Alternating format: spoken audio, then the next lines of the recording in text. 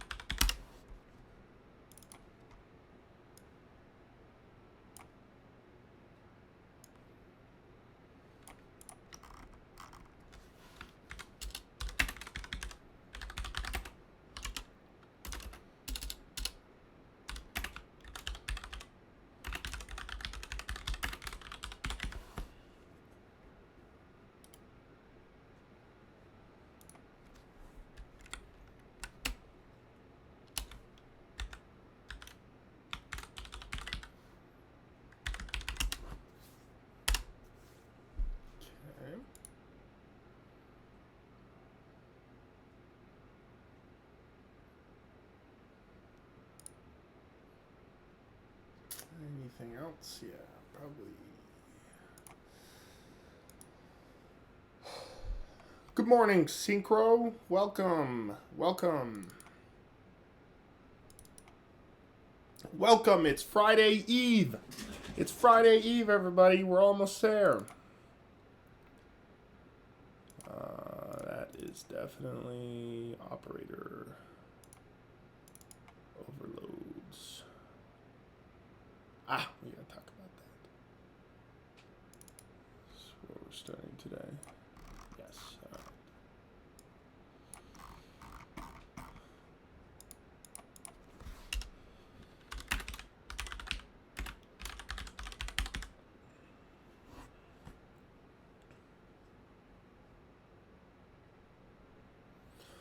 Alrighty, everybody. It is 11:20. So we're gonna get started today. We've got quite a few things to go over. I've kind of made a little agenda up here. The first thing we're gonna talk about is assignment 5. All right, I'm gonna show you guys what's going on there. And after we finish with that, make sure you guys can hear me. Yep. We're going to kind of sidetrack before we get into operator overloading, and I'm going to talk about multi-dimensional arrays, and that's because we're doing that in assignment 5. You do need to know what they are and how to do them, though I don't think it's as important as, say, just general pointers, just single dimensional arrays in general. So this multi-dimensional array talk is more to help you with assignment 5, and it's less about I'm going to test you on it later. There may be one or two test questions like deallocate this multi-dimensional array, but I'm not going to have you write any programs, at least on your final exam, that makes you deal with these because they are kind of involved. And then after that, we're going to start operator overloading. We've already kind of touched a little bit on that with the rule of 3, so we're going to kind of full speed ahead that, and it should be easy enough. Good morning to you. Welcome. So we're going to go ahead and take a look at assignment 5. Now, there's a few things I need to talk about. The first thing is I'm supposed to use code grade for this assignment. As I've said, I'm already not looking forward to it, but I'm going to do my best to make it work. So I've already gotten started on that. So if you go on Web Campus, you actually cannot see assignment 5 due yet. There's no due date yet, and that's completely dependent on me getting CodeGrid to work with it. Because there's a whole bunch of stuff involved. I want to check your memory. I want to kind of break it out into a rubric, so you know, if you mess up one little thing, you can still get some points. And so I'm working with all that stuff right now, and I'm going to see if I can get it to work. And so when I do get it working, I will give you a tutorial in class on how to submit it. Give you some examples of that. But for now, just get started on it, all right? It's in the files. So even though there's not a due date, please get started on it because, you know, I won't say it's a hard assignment, but it's definitely out there. It's definitely unlike any assignment you've ever done before. So I just want to make sure you look at it and you start working on it. So the first thing we're going to do is actually pull it up and look at it.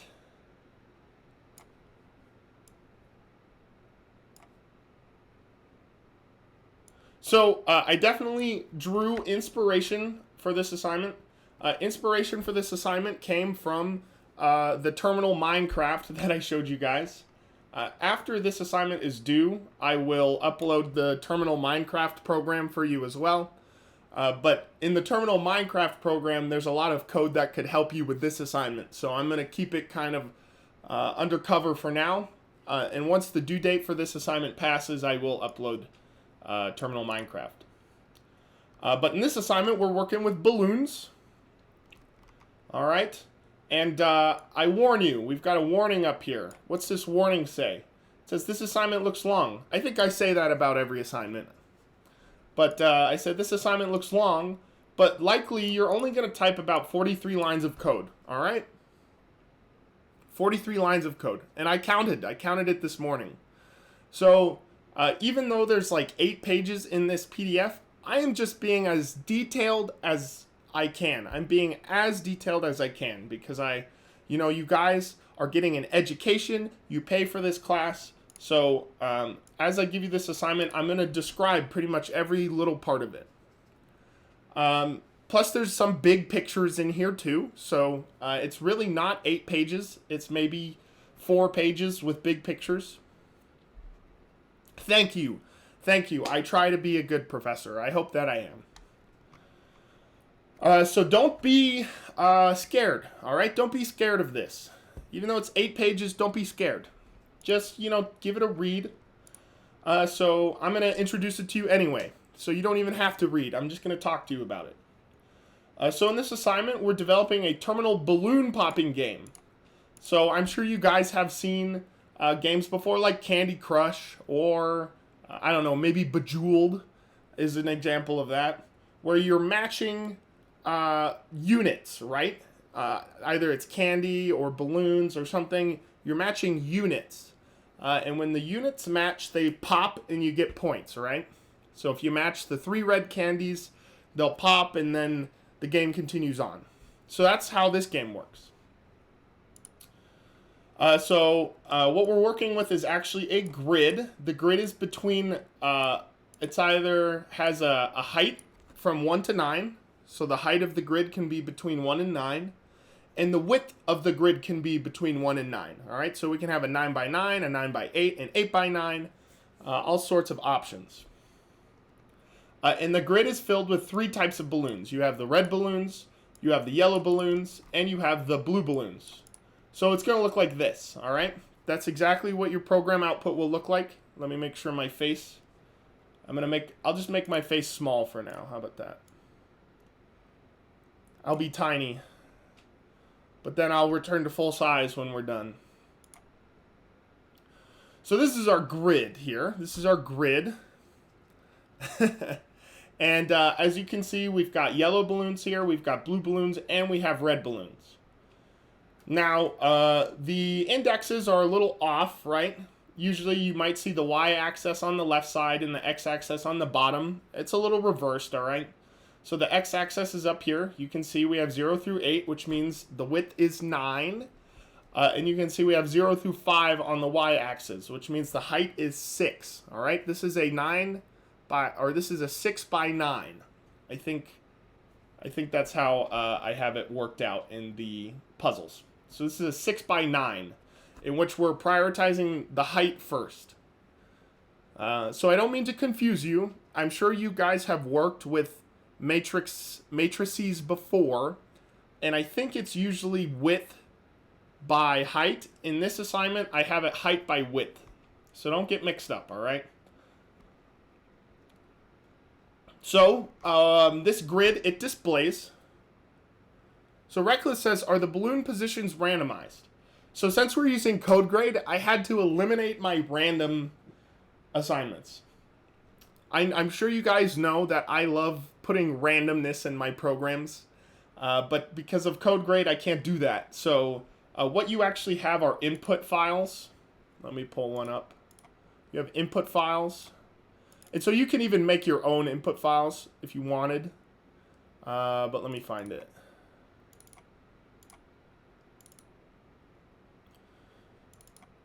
So here, oh, that's a sample output. So here's an example input file. And so what this represents is it's a 3 by 3 that goes red, red, red, red, blue, red, red, red, red. So that's puzzle 1. Here's puzzle 2. This is what you're seeing right now. This is what you're seeing right now on the PDF.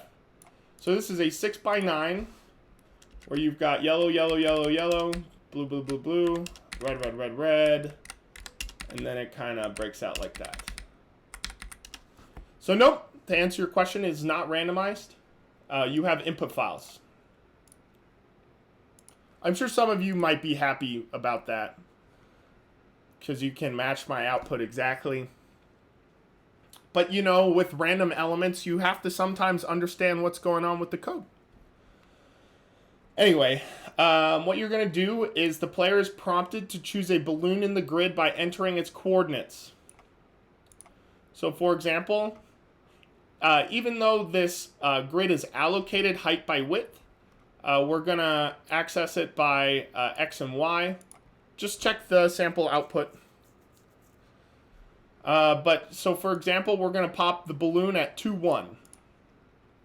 So this is X, right? The X-axis here is 2, and then the Y-axis is 1. So if we pop the balloon here, that's blue, at 2, 1, it's going to pop all of the balloons that it's directly next to, whether it's above, below, to the right, or to the left. So actually this, and then a chain, it's like a chain reaction. So this whole row of blues is going to pop. All right. So I even made a, look at this professional animation going on. Look at this professional animation.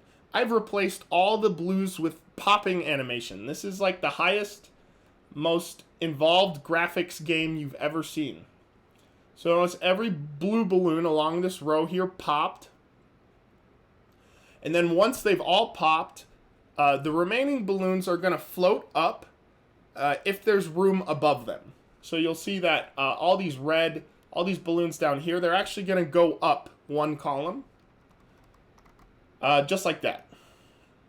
So then they'll float up, and then that's it. The user will then be reprompted for another balloon to pop. And then the game is just going to continue until all of the balloons are popped. Now, to make the game more interesting, there's a point system involved, all right? That's kind of where the inheritance comes in. So while we're doing this, we're going to keep track of the number of balloons that are remaining, the total points acquired by the player, a points multiplier, and a point value per balloon popped. So each time a balloon is popped, they're going to get this equation here. It's going to be the points multiplier times the points per balloon. So if the points multiplier is 1 and the points per balloon is 1, then the user gets 1 times 1 equal to 1 point. If the points multiplier is 2 and the points per balloon pop is 2, they get 2 times 2, which is 4 points. So to make things interesting, this is where the inheritance comes in. Yellow balloons, blue balloons, and red balloons are all different, all right? a yellow balloon actually does nothing other than giving points for popping it. So if you pop the yellow balloon, it's going to give you this equation. Blue balloons, they give a point, or they give this many points for popping it, but it also will increase the points given per popped balloon. So for every blue balloon that's popped, that kind of variable up here, where is it? Point value per balloon popped, it's going to go up. And then lastly, the red balloons, it will give you a point for popping it, and it will increase the points multiplier. All right? And so that's it. And so the main goal of this assignment is to practice inheritance in abstract classes. So this is pretty involved, right? This animation and all this whatnot. I would never expect you to code this in just a matter of days. So you are provided a skeleton code, and you're only going to fill in the important parts, the ones that I care about, all right? You're not going to have to do any printing. You're not going to have to do that animation. Pretty much all you have to do is the inheritance stuff and the dynamic memory allocation. So here's your balloon class, all right? The first thing you have to do here is convert it to virtuals. So let me ask you guys a question. By looking at these classes down here, notice the red balloon's inheriting, the blue balloon is inheriting, and the yellow balloon is inheriting. I want you to convert this class to use virtual functions. I also want you to make it abstract. So don't tell me how you'd make it abstract. I'd leave that up to you.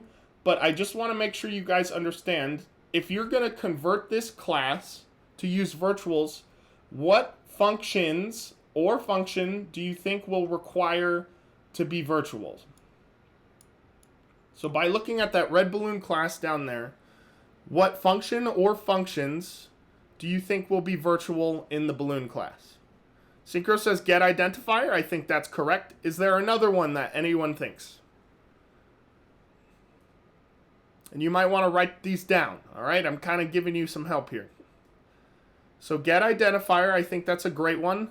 Is there anything else you guys think that might become virtual?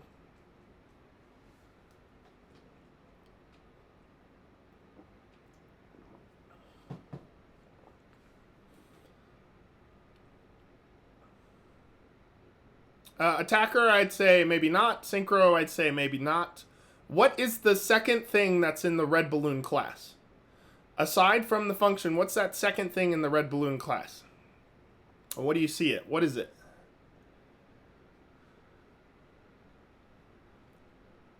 It's the destructor. All right? So that's my hint to you. You're going to have to enforce the order of the destructors. All right? And so chances are in your balloon class, you're going to make two things virtual. One of them might be that get identifier. The other thing might be the destructor. All right? So that's the first thing you'll do, is you'll come in here and make this stuff virtual. And then you're done. And then you need to come into balloon.cpp and put all your code here. All right? I tell you exactly what you need to do. These are all 1 or 2 lines of code. All right? Every single one of them, 1 or 2 lines of code. You're either getting something or you're increasing a multiplier and printing a message, all right? This is a walk in the park here. These are all 1 or 2 lines of code. So let's see. So I tell you how to fill these in, as well as down here in the derived classes, I tell you how to fill these in. Now we're going to talk about multi-dimensional arrays. All right, this is going to be probably the hardest part of the assignment for you guys. All right, and I'm even going to talk about it today and maybe even give you some code. All right, so pay attention to this. This is important. And so this little bit, if you pay attention to me right now, you can skip it. All right, I'm just including it for those of us who don't like to come to class or fall asleep during class, and they're not going to listen to me. So I've included this little bit here to help them get started, all right? But you can skip this part and then go to functions in main.cpp. And here are the 2 functions you have to do. The first one is allocate the grid. So in main, if you look up top, I'm going to make myself big face again. I'm tired of being mini. All right. So, if you come into main, if you look up here, I have this thing called game grid. And it's just a struct, all right? So you're going to be using this in both of these functions that you have to do. Notice there it's in the parameters. You have it in allocate grid and deallocate grid. And so notice this thing. We're going to talk about it. Do you see these stars? Does anyone have an idea what that means? Of your understanding of pointers, do you understand what that 3-star thing is talking about? Does anyone have any ideas? And we're going to talk about it. Attacker says it's canceling out. I wouldn't say that. I know what you're talking about, right? It's like pointer and then dereferencing it and then pointer. But that's not how it's working. That's a good guess, Attacker, but that's not how it works.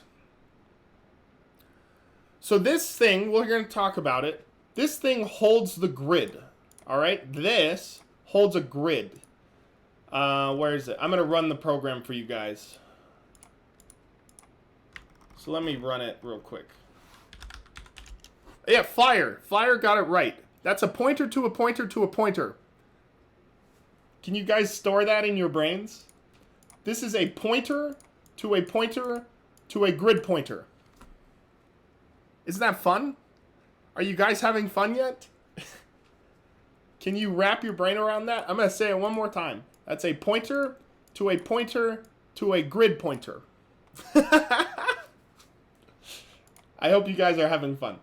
All right, this is what you're going to this is the main part of the assignment.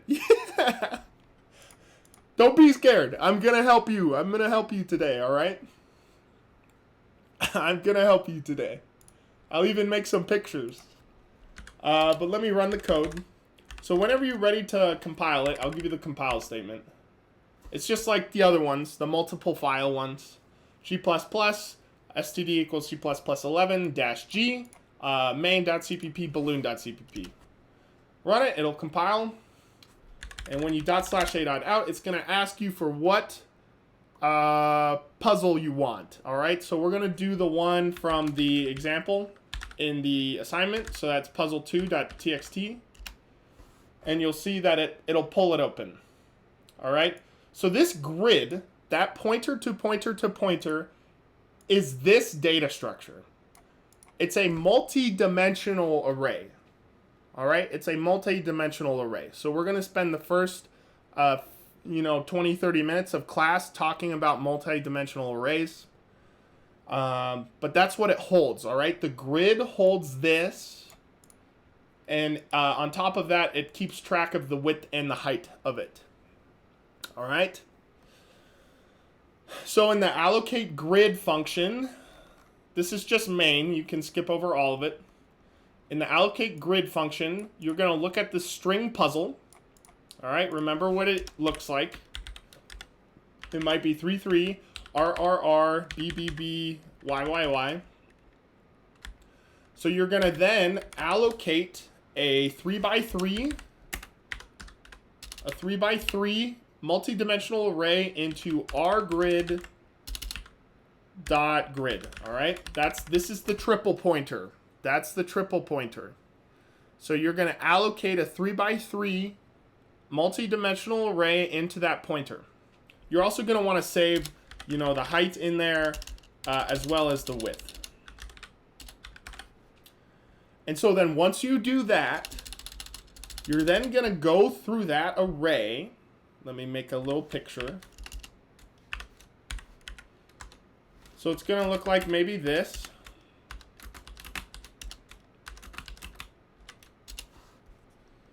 It's going to look like that. And you're going to say, this is equal to new red balloon. This is equal to new red balloon. This is equal to new red balloon. This one is equal to a new blue balloon. Blue balloon, blue balloon, and then this one's equal to yellow balloon, yellow balloon, yellow balloon. Make sense? So that's what this function does. That's all it does. And then in the deallocate grid, it's like a destructor, all right? You're going to go in the game grid, and you're going to make sure that that whole multi-dimensional array is sent back to the operating system, all right? Are there any questions so far? I'm going to do a sample run for you, and then we're going to talk about multi-dimensional arrays. So that should be fine. All right. So here's your example run. You can always check the sample outputs if you want, but I'm going to start by popping the red balloons. So I'm going to enter the x-axis. The x-axis is at 4, maybe. And then I'm going to pop the balloon that's at y2. All right, that's that red balloon right here in the center. So I'll pop that one. And then you can see the little animation will play. You'll see that we've popped them all. And then they float up to the top. And you can see how many balloons are left, what the current score is, and what turn you're on. So then we'll just keep going. Maybe 8, 1. I popped all of the blue ones there. And then I'll pop maybe, 0, 0. That's the yellow balloons. And then I'll pop maybe 1, 0. I'll pop maybe 4, 0. I'll pop 7, 0. And then I'll pop these remaining blue balloons. 2, 0, 5, 0, 8, 0. All right. And then once all they're popped, you'll see your final score, how many turns it took, and then the game exits. All right. So this game will pretty much run on its own, given that you've done the inheritance properly and that you allocated it properly. So let's get into the allocation part. All right, so we'll close that. And I already made a lesson plan for today, so I should be able to pull it open. I should have notes here. I think I already had notes. Didn't I? Yeah. Well, I don't need this one. All right. So the first thing we're going to talk about is multi-dimensional arrays. So you have a few options for multi-dimensional arrays. So we've talked about single-dimensional arrays before already. A single D array. All right, let me see. We can make sure we see that. So what does that look like? Well, they can be represented by using a single pointer,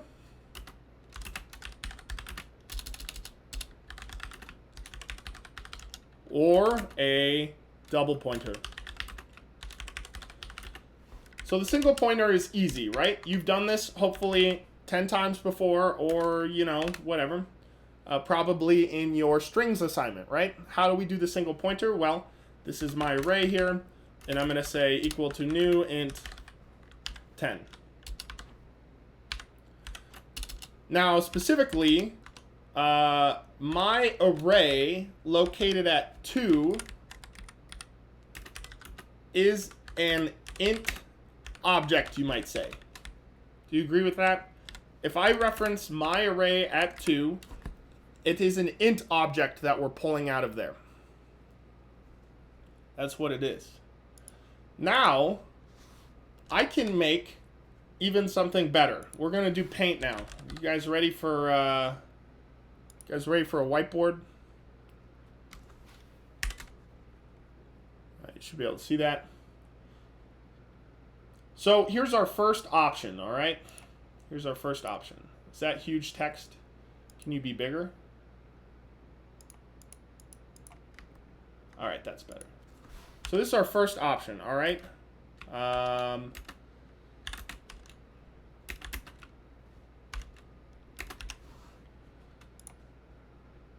So this one here might be int star my, and I'll make it smaller. Array equals new int 3. All right, please be tiny. That's too small. All right. And then maybe we'll make it a nice blue.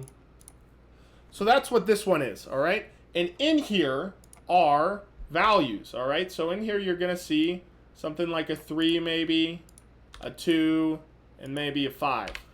So we all agree with that. We've seen that happen before already. So now we're going to do the double pointer. We're going to do the double pointer.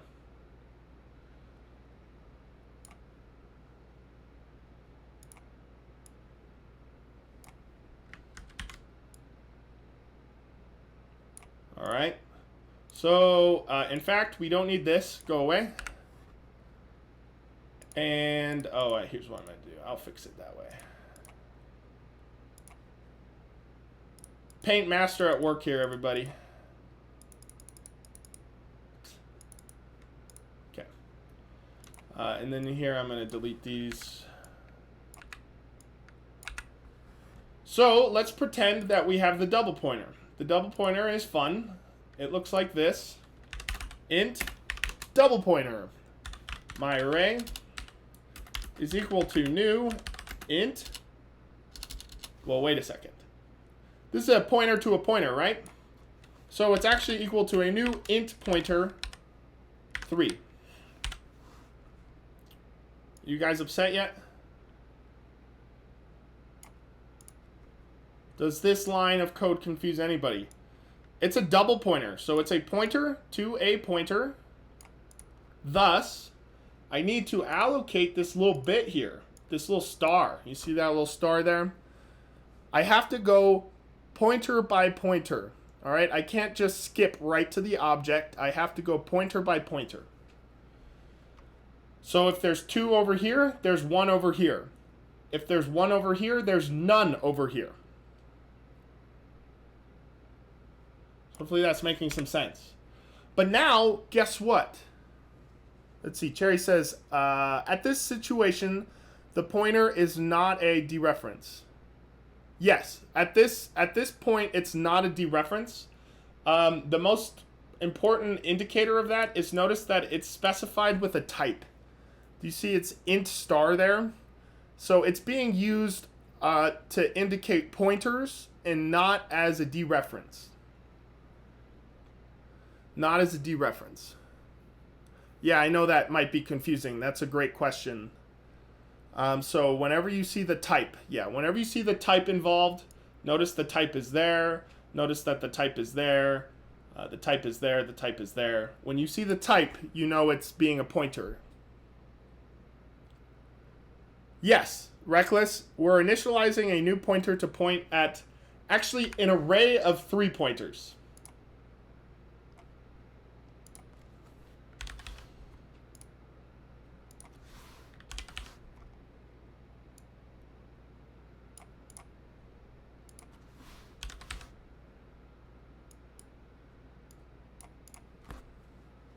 Confused yet? So that line of code that we just did is going to initialize this array to be an array of 3 int pointers. And then next, we have to go through each individual element in the array and allocate it. You guys are going to hate this, but I myself, I love it. So I'm going to start at int I is equal to 0, I is less than 3, I plus plus. I'm going to make this wider.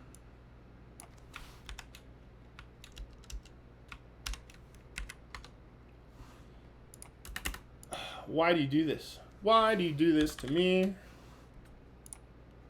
And then in here, I'm going to say my array located at I is equal to new int.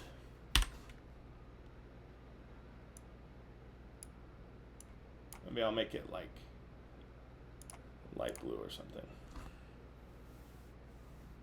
So a pointer pointing to an array of pointers. Yes. In fact, that is the case.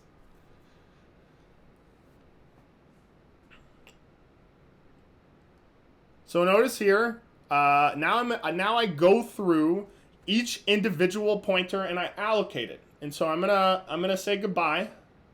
You guys can say goodbye to me for just a moment. Where am I? See ya. And what this looks like is this. Hey.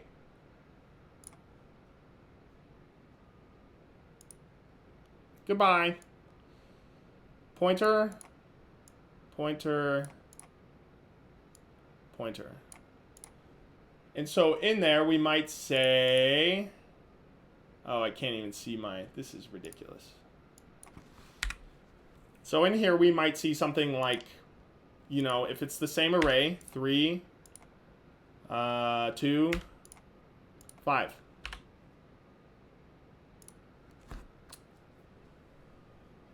So hopefully, yes, exactly. That's exactly what this line of code did here, little attacker.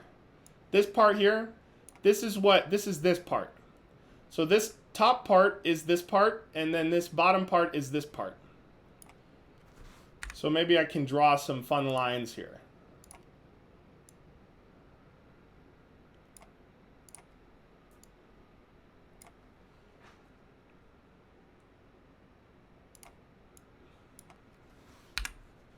And then this part up here, I don't know what color I'll make it, maybe green.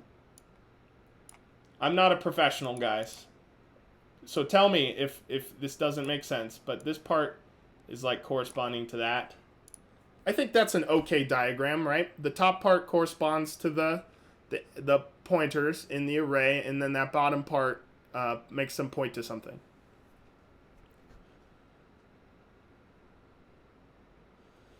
All right, so now we're gonna get complicated. So I'm gonna save this little diagram. It's gonna go on Web Campus, so you can look at it. This is gonna be 1D arrays. Now, let me ask you this question. I'll bring my face back. Let me ask you this question. In terms of virtuals, do you see why one of these might be required over the other? Like, specifically, why would this array here have an advantage over this array? Reckless asks, is it like we're creating an individual pointer to each element? Yeah, each element is a pointer. And so, yeah, let me even put that there. If I'm going to do this, if I say my array located at 2, that is an object. This is an int object. But in this one, if I say my array located at 2, I have to then dereference it. I'm kind of going off the screen here. This is the int object. So notice up here, I don't have to dereference it. Down here, I do have to dereference it because my array at 2 is a pointer. So I think, Cherry, answering my question before, you can grab the value you want for the double pointer. Well, yeah, I think so. I think I'm understanding what you're saying. Do you recall in the virtuals discussion, in order to do virtualization, say for the player class, we can't use an object, we have to use dynamic memory. So if I'm going to make an array of players, and each individual player is going to require to be virtualized, meaning this array might contain a warrior, a mage, and a ranger, I have to use the second method. So there is a reason that we do this, and it's present in this assignment. So in this assignment with the balloons, let's see here. I've been popping them all. In this assignment with the balloons, this is a two-dimensional array, but each cell is a pointer. So it's actually a two-dimensional array of balloon pointers. And when we call, say, the destructor from that balloon pointer, it's going to virtualize it down to the yellow balloon destructor, or the red balloon destructor, or the blue balloon destructor. So that's why we have to use this second method, specifically for virtualization.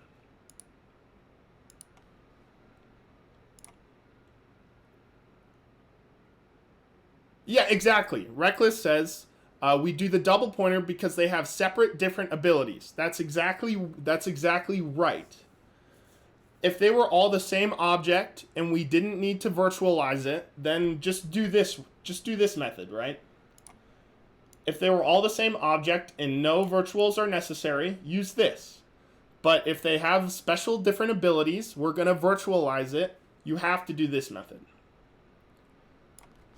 So now we're getting, it's complicated time, all right? It's time for complicated. But I'm going to bring you along with me, all right? We're going to follow. So, I'm going to write some code now. I should be just putting this in the notes, but I'll do it later. This is a good enough note, in my opinion. What size was it? 26? How about 28?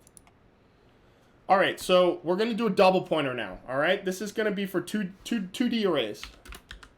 2D arrays. This is the one we're doing in the assignment. So let's say I'm taking this int double pointer time. Now we just did a double pointer, all right? We just did a double pointer, but now I'm going to make it different. I'm going to make it different. So this double pointer is going to be my 2D array is equal to a new int. Now don't forget that I have to put this pointer here, right? Because there's 2 over here. How many is going to be over here? 1. We kind of have to go at it a step at a time. And let's make it a 3x3. All right. And then I'm going to do my for loop. But first, let's start with this.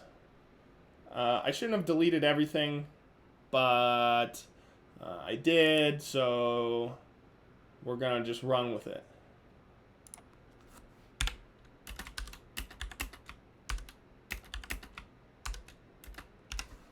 All right, this is going to be our 3. These are our 3 pointers, right? You recall that? I'm going to make it bigger so we can really see it. Like, really see it. All right, and I would like to move it. Please go over here. So these are our pointers. This is what we just did. And in here, we're going to see little guys. Little PTRs. There's a PTR there. There's a PTR there. And there's a PTR there. So now, we're going to do the fun stuff. Maybe I'll make this a different color. We're going to say for int I equals 0. I is less than. Whatever, in this case, it's going to be the width. It's a little backwards in the assignment, so I will fix that for the next example.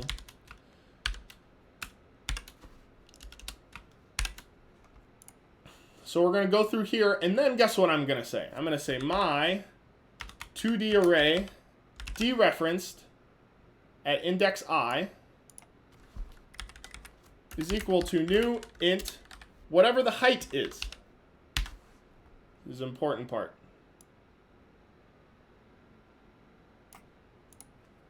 So what did I just do? What does this part do? Well,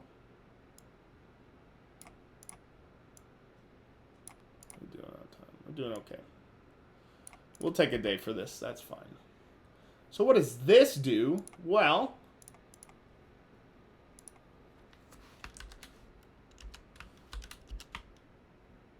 kind of want to think about it like that. And then I'll maybe use some skills here, like this. And then we'll grab our selector, and I'll say, go away, and go away. And then I will copy, copy, copy. Yeah. That's exactly what I did, attacker. And then guess what? Guess what I'll do? I'll just put in little nums now. What do we got in here? Maybe a 3. Oh, that's a big number. Whatever. Maybe it's got all 3s, all right? We're just going to run with that. We're just going to run with it. Get in there.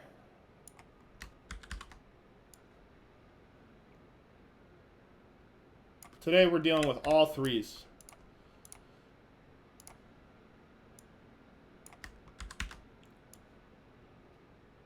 Oh, we're seeing some questions. I'm sparking the minds. Let's see what we're looking at. An array of arrays. Yep. Is there any significant difference between int, reckless? I would say no. There's not a significant difference. It is confusing. I always try, this is just my rule of thumb. I always try to put the, stars next to the name of the item. And that's because of this. Let me pull up in some notes. So we're gonna code the big one next after I do the whiteboard. But I'll show you why I like to do that, Reckless. That's a good question. So personally, I don't know why C++ does this, but the way I would prefer a pointer is to be like that, because it's an int pointer, right? So I'm like combining the type with the pointer. But if I want to declare a second pointer, do you know what this does? This makes an int and an int.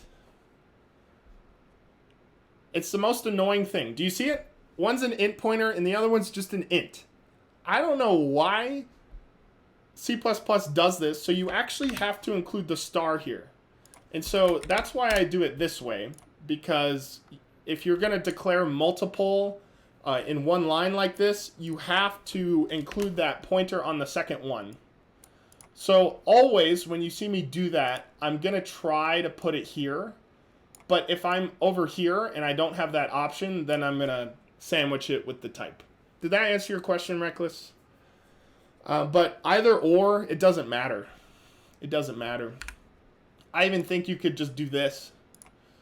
Space, space. I think that'll work too. So, whatever. Whatever you want to do. Yes, only half evil. So, if we're going to do my 2D array,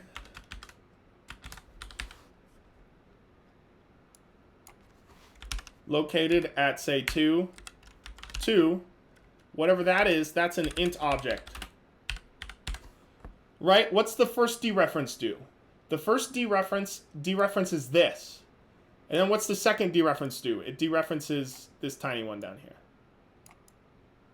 All right? So the first dereference finds this pointer. The second dereference comes down here. Making sense? Making the sense? And if you want to see it even a little differently, you could do it this way. Star, star, my 2D array plus 2 plus 2. Notice there's a double dereference going on there. There's a nice double dereference happening.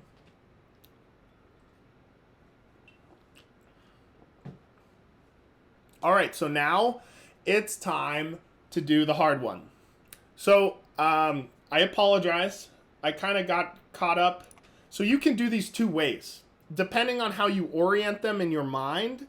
So I'm actually going to swap this orientation for the next example. And the reason I'm doing that is because it's how I did it in the assignment, all right?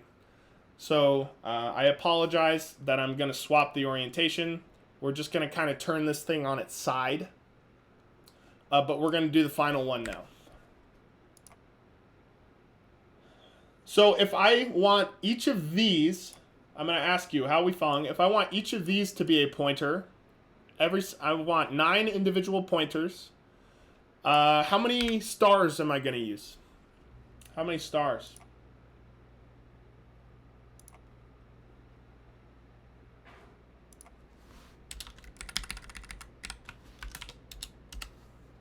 Three. Yeah. I mean, I could have, I hinted at that already, didn't I? In the assignment. So I'm glad you were paying attention. All right, we're going to have 3 of them.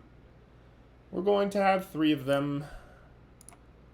I'm going to kind of save a few of these things. I'm going to save them before I purge. Before I purge it, I'm going to save some of my animations, my pictures.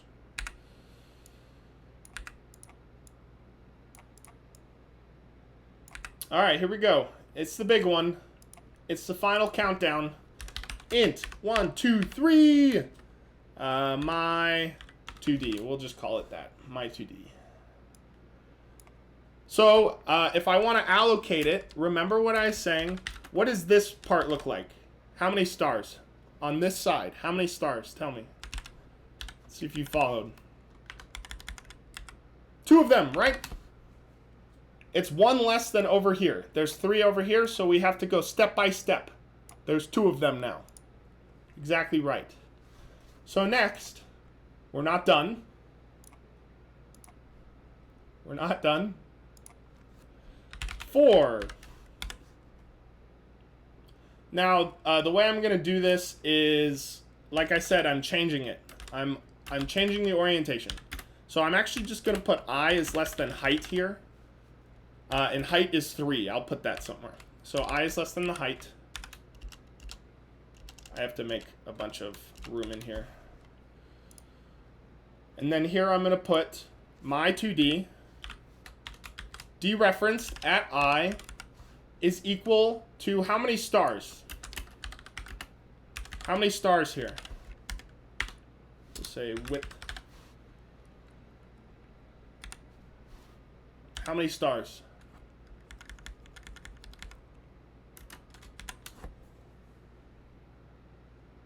420 says 2. Well, so what is this? My 2D, what is this? This is a double pointer now.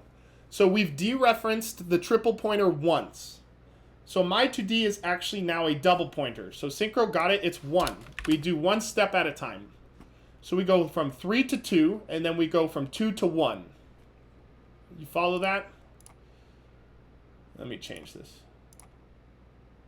It's bugging me now. Consider me bugged.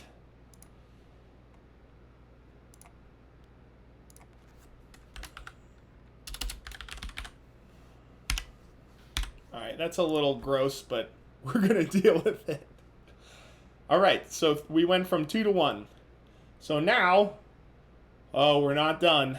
We're not done. 4.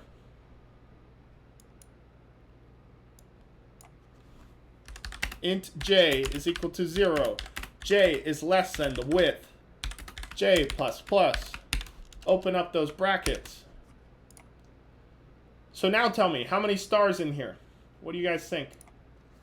My 2D, first located at the height, then dereferenced at the width. It's kind of hard to see there. Let me make a space. Is equal to new int. Any stars? 0 stars, right? Now this is not an array, all right? If we put an array here, we would be making a 3-dimensional array. We don't want to do a 3-dimensional array. Just 2 dimensions. All right? If we put brackets here, we would go into the 3rd dimension. We're not going to do that. So we're going to stop there. So what does that make? Well, it kind of looks like this. Why not?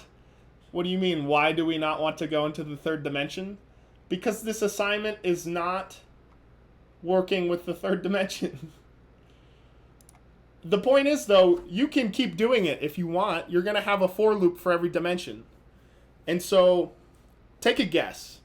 So if we can use single pointers and double pointers for a 2-dimensional array, and we can use double pointers and triple pointers for a 2-dimensional array, let's say I wanted a 10-dimensional array.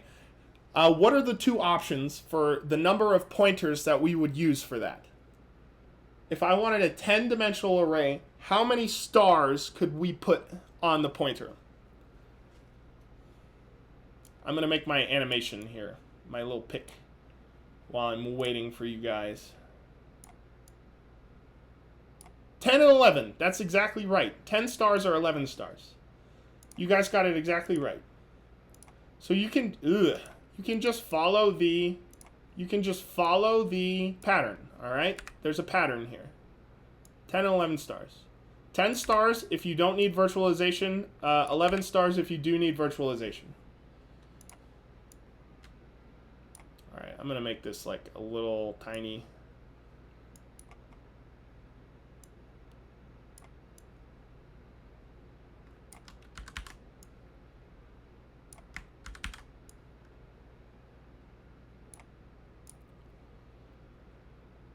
And we'll make the pointers here.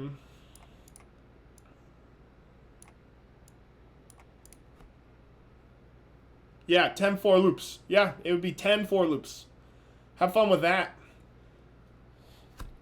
After you exceed the 26th dimension, you're gonna have to come up with different names for your variables. A, B, C, D, E, F, G. You're gonna have to come up with different names.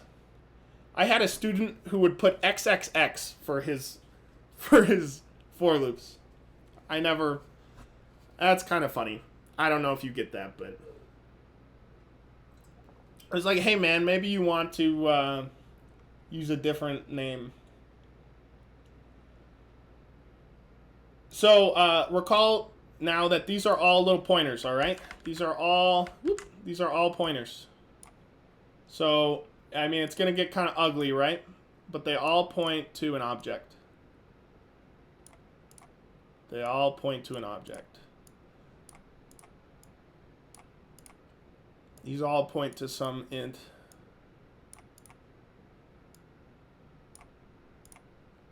Right, you want me to move the arrows.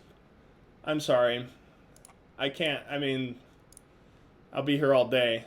So if you want me to put like a 3 here or something. You guys understand this, right? These pointers aren't pointing to the other pointers. They're pointing to like a 3 here.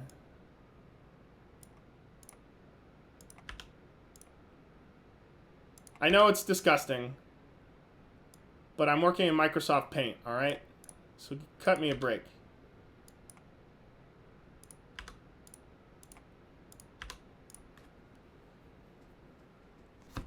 They're all pointing to int. They're all pointing to 3 or something. Of course, I could dereference here and assign 3 into it, right? So this is how our assignment works, all right? So I'm going to give you the code for that, and then we're going to move on for the day. So if you need to ask a question, now is the time. We're going to do the C++ code for it. So we're going to use ints, just as always. We're going to do the triple pointer. This is going to be my 2D array. And we're going to start it out by it's equal to a new int, double pointer. Let's do it this way. Int height is equal to 10. Int width is equal to 10. All right. So I'm going to put height in here. And then I'm going to do my for loop. Int I is equal to 0. I is less than the height. That's how the assignment works. I go by the height, not the width. I'm sorry to confuse you, but I'm telling you now. I went by the height and not the width. And so in here, I'm then going to allocate something. So this is a pointer, right? And I'm going to say, hey, that's equal to new int, single pointer at the width. And I'm going to do another for loop. For int j is equal to 0. J is less than the width. J plus plus. My 2D array located at I, located at j is equal to new int. And then if I want to store something there, I can dereference it. and say this is equal to 3. And then we're done. Now we're going to play with it, right? We're going to do our code here. And then when we're ready to deallocate it, are you ready for the deallocation? Where do we start? Which pointers? If we're going to deallocate this array, which pointers do we start with? Do we start with these ones? Do we start with man. There's actually 3 pointers here, right? There's the one that's oh, here, let me fix this. Sorry, folks. Sorry, folks.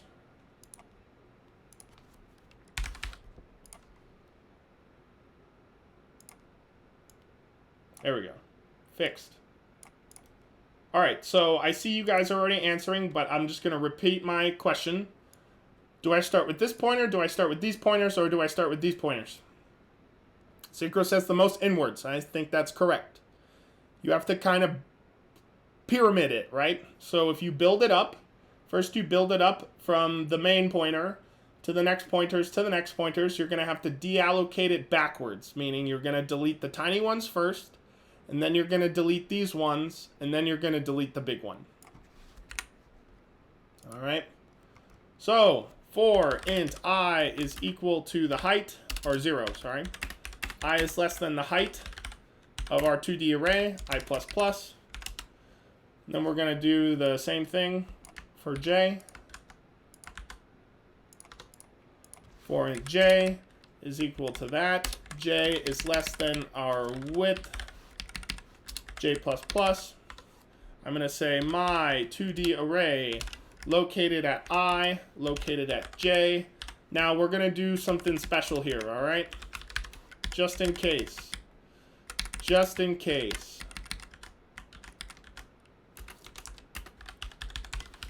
Just in case. We want to be careful. All right? The cells. These are the cells. We're going to delete it there. And then what's next? We're going to delete this one. And then what's next? We're going to delete this one. Are you guys unhappy?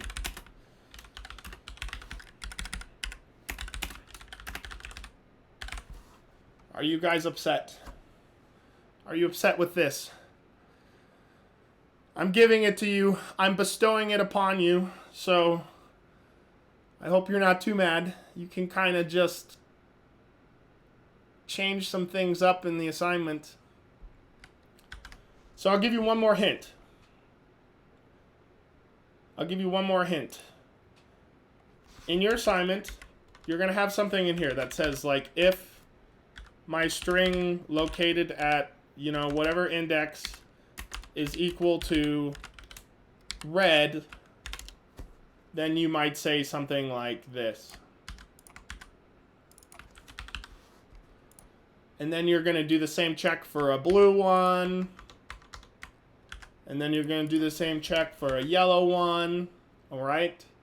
So it's really the only part of that you're going to have to update. All right? So that is the multi-dimensional array talk. Now the if statements make you. Yep. So understand this. Breathe this.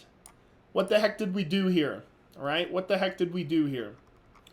You've got pictures. You've got code. You should be able to do this. All right?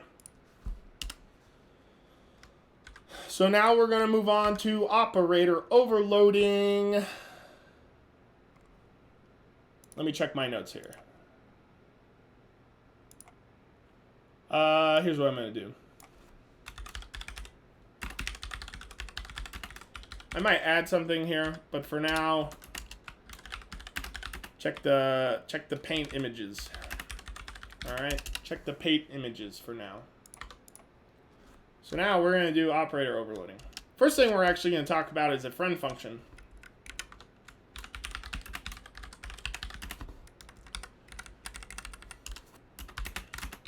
A friend function is a function that has access to a class's private and protected variables. In the class, you must specify which function is a friend. So let's do an example of that real quick. Little friend function example. Isn't it nice that they're called friends? They couldn't have come up with any other name for that. They said these are going to be friends.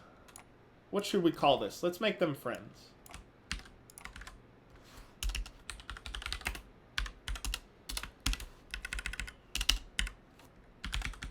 So we're going to have class A.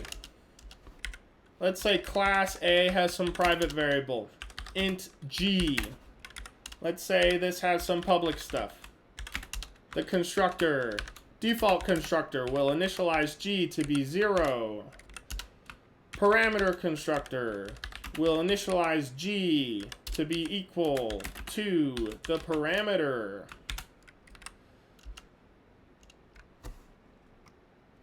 Then we're going to have an int called getG. Maybe I'll do it this way. Constant. What does it do? Maybe it returns G. And then let's say we do something like this. Say down here I have something called void mutate A. And what it's going to do is it's going to take, say, an A object. And in here, I decide that I want to adjust G.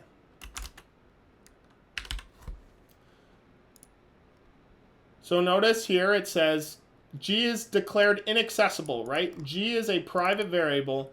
There's no way that this global function has access to it.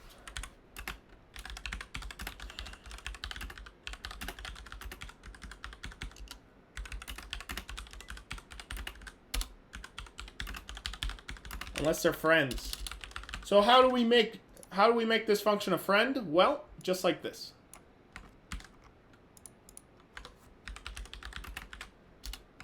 What are you doing?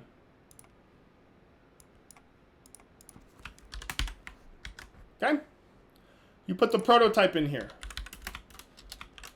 Include a prototype with friend keyword. Notice that this error goes away, all right? You have any questions about that? This is really the only time we're going to spend any time on friends. For any friends, I mean, you're going to see it a lot in operator overloading, so I won't say that. You're going to see me use friends a lot coming up here today and tomorrow, so don't be scared, but this is like the only time I'm going to really tell you what it's doing. It's giving this function mutate A access to the private variables of that object. All right. So let me check my noties here. Let's see in the class. Yep. Let me see if there's anything else. I guess I'll include some syntax. A little syntax example for you guys. There you go.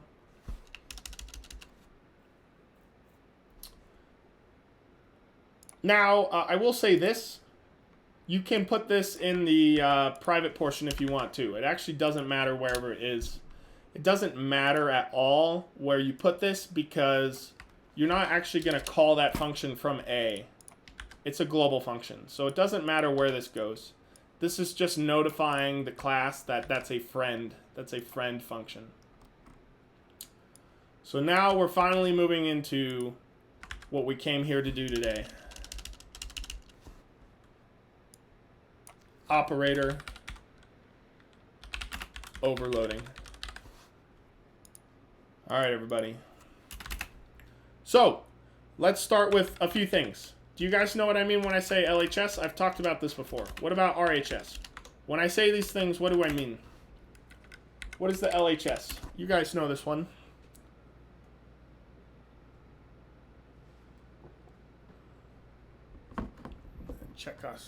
check up on our time here. Doing pretty okay. What am I talking about when I do this? It's even in your strings assignment, right? Left and right hand side, yeah. Left hand side.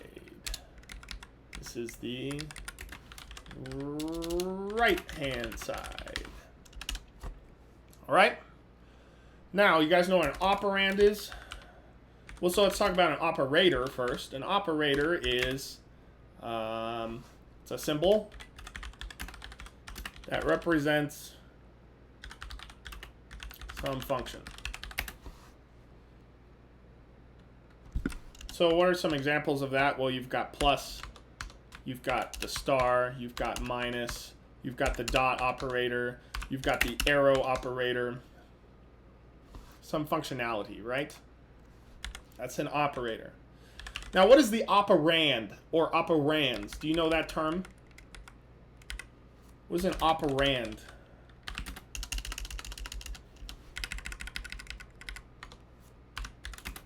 What gets operated on? That's right. What the operator operates on. So, for example, you're going to have operand 1 plus operand 2. If you're dereferencing something, it's going to be the operand. If you're accessing an object with the dot operator, the operand is what's provided for the dot operator to work with. So that's what the operand is.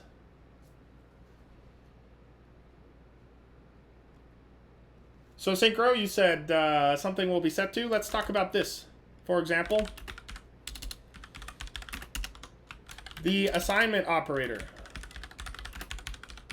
So tell me, you have A equals B. What is the operator and which things are the operands? I mean, some of you understand this pretty easily. I'm just making sure we're all on board here. The assignment operator, that's a thing. Which thing is the operator and what are the operands? The assignment, yeah, the equal sign is the operator. This is the operator here. Let me highlight it. A and B are the operands, yes. A is the operand, B is the operand. Equal sign is the operator. So let's include that.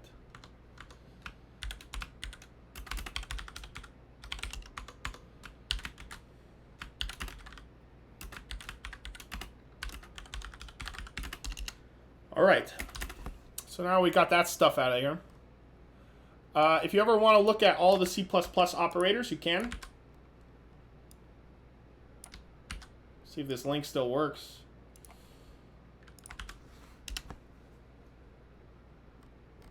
And where's the list? Show me the list. Well, they're all here. There they are. There's the big one. There's the big one. Look, and it even tells you what has precedence. Look what has the most precedence. You guys know, like, what is it called? Is it PEMDAS? Is that right? Parentheses. What's the E?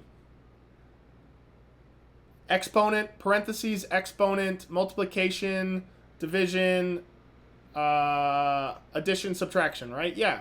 That's what this is talking about, the precedence. So in C++, which of these is going to operate first? The scope resolution will always do first, then these, then these, then these. I guess these all have the same, just like addition and subtraction. And so how do they work? They go left to right. So you can see that if you have parenthesis plus plus, it's going to do the parentheses first and then the plus plus. If you have the plus plus first, then it's going to do plus plus and then the parentheses, all right? So you can see literally every single operator, even new and delete, are considered operators. I prefer them to be called functions, but they're called operators. C++ knows what it's talking about, all right? So these are operators. Don't listen to me. These are operators. You can see size of is there. You can see that that's our typecasting. You see all the stuff. You see dot star. You see this. So you've got all that stuff here. These are all the operators that you're allowed to use.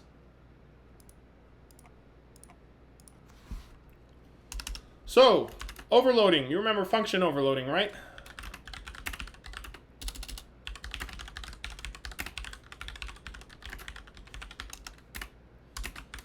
We can overload operators. I think you can do it in other coding languages too. I think definitely Java you can do it. So I'm going to give you a list of every operator that you cannot overload. All right. I do kind of ask these questions on tests. I'm not going to spend too much time going over it. This is more a memorization thing, right? Remember what muscles operate the... If you're taking an anatomy class, you got to memorize a bunch of stuff, right? This is the memorization part of this class. Memorize this. You cannot overload the dot operator. You cannot overload the ternary operator. You cannot overload the scope resolution operator. You cannot overload the size of, and you cannot overload this type ID. All right? Any other operator in this table is fair game. You can overload every single one in here that you see, except for the ones that I mentioned.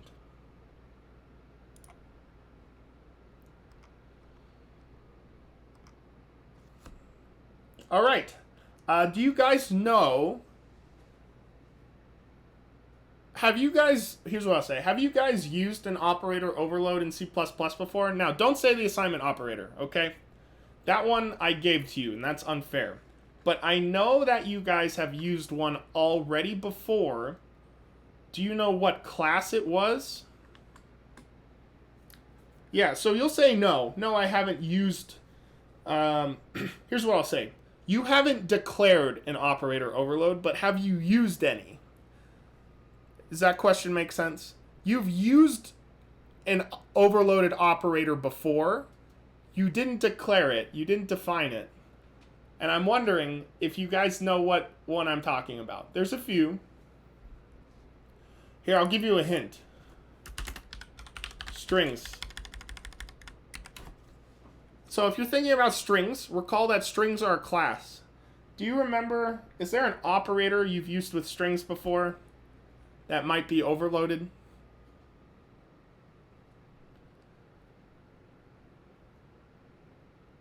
I know I'm really pushing this one on you. But I'll give up in a moment. You can take a sip of tea or something. Did it freeze?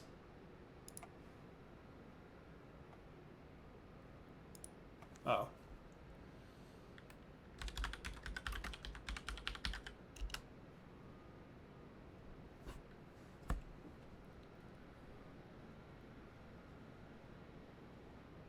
All right, so hopefully we're back.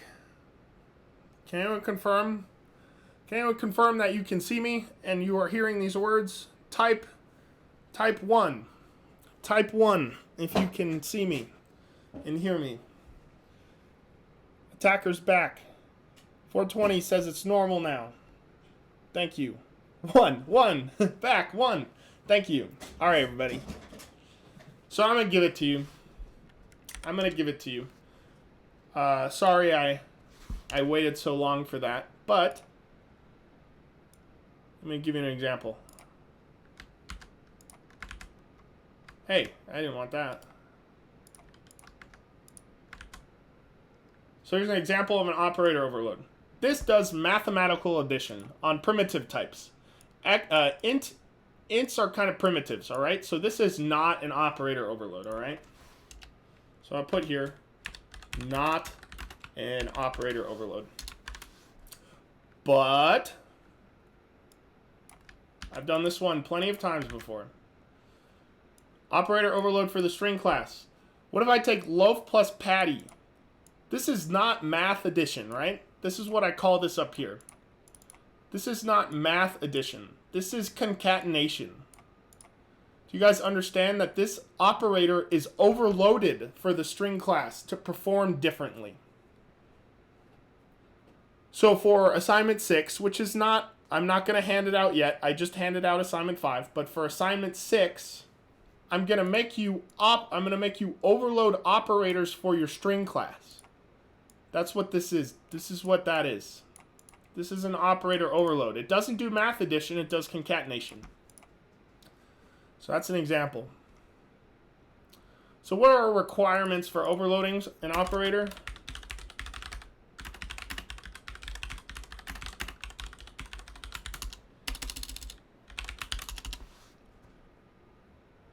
Well, you need a class and you need a C++ specified operator. You need a class or a struct, and you need a C++ specified operator. Unfortunately, this is a test question, everybody. This is a test question. We cannot make our own operators. Use functions instead. All right. You cannot make your own operator. Why? We do not want to confuse the compiler. If we had the... When you get into compilers, you can go talk to one of the professors over there, and they could tell you a million reasons why, if there's a programming language that allowed you to define your own operators, the compiler, designing the compiler for that would be the worst job in the world. So you'll take a class called programming languages. If you're not in the if you're in the science track and not the arts track, you'll take compilers as well. And in there, they'll talk about this, all right? So we cannot make our own operators. If you want to do something like that, just make a function. It'll do the same thing. Okay, so there's a few things we're going to talk about before we do an example, and we might not even get to an example today. But at least we'll have the notes. So there's a few things. One is some operators can be members of a class. Just like a function or a constructor or a variable, some operators can be members of a class. Some operators, I'll say operator overloads. Some operator overloads can be defined globally or in an outer scope.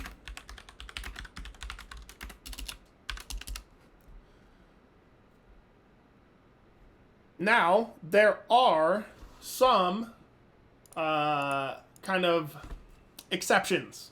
There are some kind of exceptions, all right? This is kind of some test question stuff coming up here too. So I'm going to ask you, you don't have to answer, I'm just theoretically asking you, or what's the word for that? It's a type of question. It's like rhetoricative or something. I'm not an English professor, I'm sorry. But what operators have rhetorical? That's the word. Thanks. I was going to say recursive. I've been in this computer science department for too long. Rhetorical question.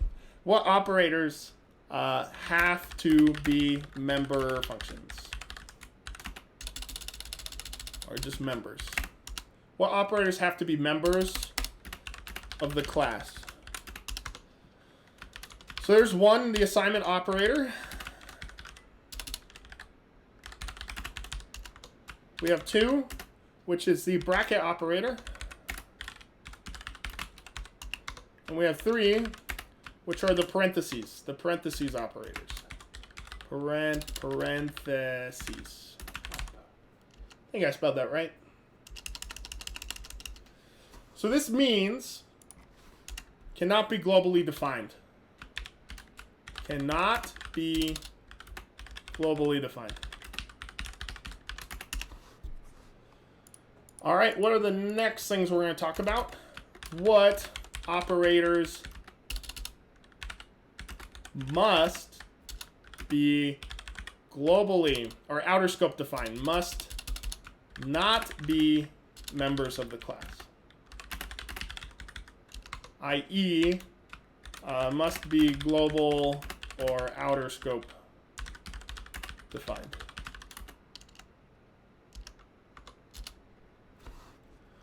Well, there's a few of them. Just two of them, actually.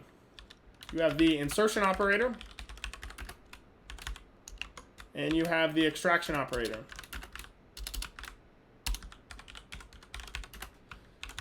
Now, I'll tell you about why this is, and it's easy, all right? It's easy to remember. So the insertion operator is this one.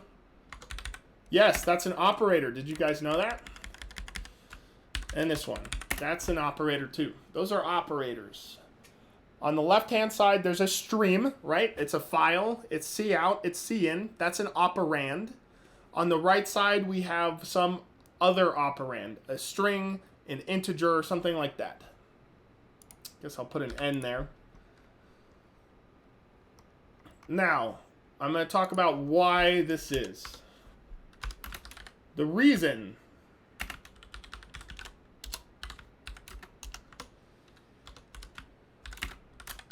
there, let me move my face.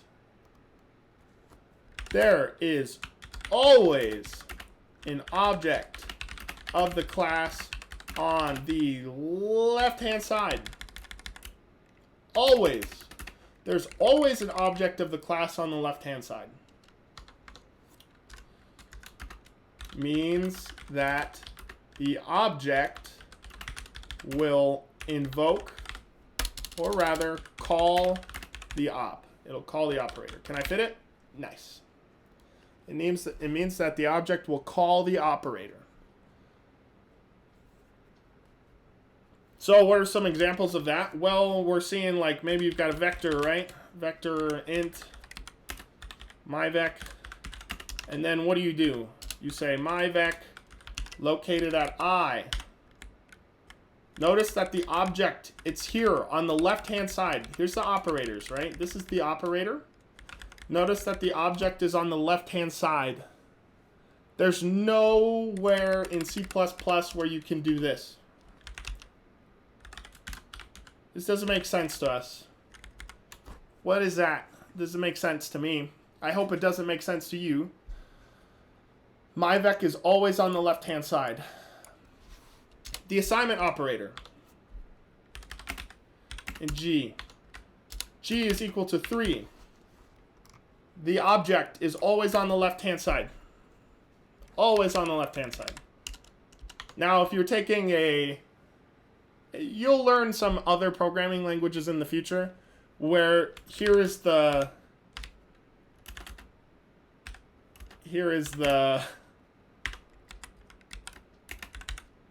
what's the term? Syntax for this. So this is gross.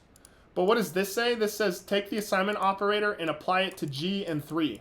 This is like a function call, right? This is almost like this. But in C++, you never see this, all right? You never see it this way. You never see equal G3. You never see that. That's not allowed, all right? So once again, operand, there's always an operand, huh? I would rather say object. There's always an object on the left-hand side of this, all right? So tell me if I need to go over that again. Now these, does anyone have a guess why these can't be members of the class? After all that time I spent telling you about why these have to be members of the class, do you have any idea why these ones can't be members of the class? You can take a guess. That's how easy I think it is. Do I say reason? Is that what I said? The reason? We've only got 3 minutes left, so this will be the last thing for today. It will be the last thing for today. But I want you to guess. Why can't they be members of the class?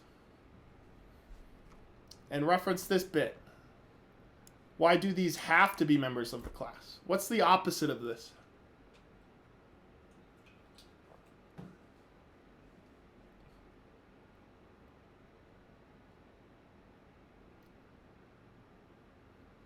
I'm going to wait for this one. I want it to click. I want it to be like a spark in your brain. Something to do with the right-hand side, right? What about it, though? What about it? There's always an object of the class on the left-hand side, right? In this one. What about the right-hand side here? Well,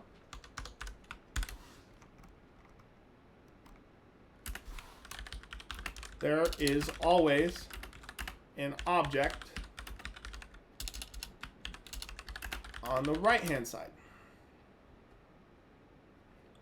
Meaning that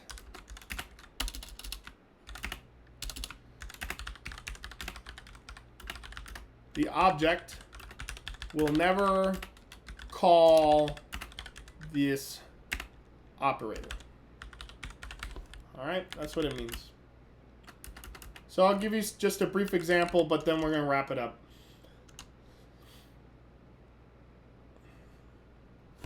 Attacker says, because cout and cin are on the left, the objects always have to be on the right. That's exactly correct. You set that exactly right.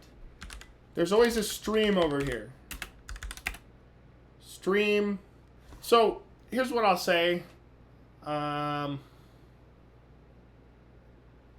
This is like cin. We'll come back to this because in a weird way,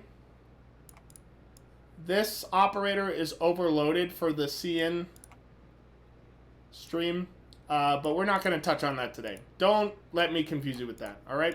There's always a cin object. There's always a in-file object. There's always a cout object. There's always an out-file object.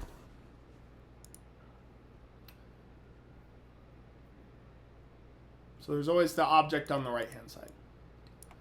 So that's all I got for you today. We'll come back tomorrow and review this, just the operator stuff.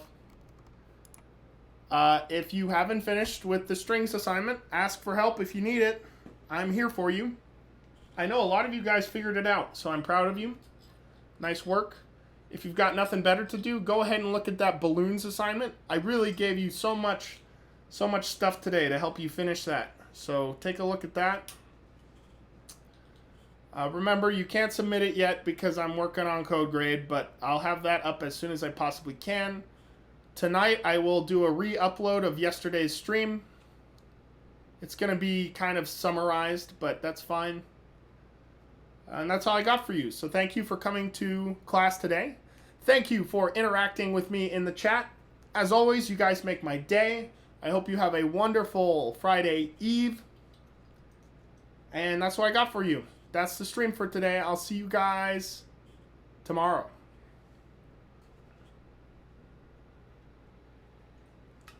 You are welcome. You are welcome.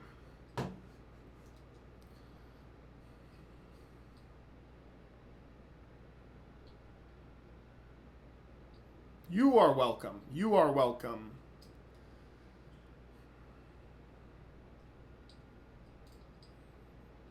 You are welcome, and you are welcome. Have a great day, guys. Thank you for coming to the stream. See you later. Goodbye.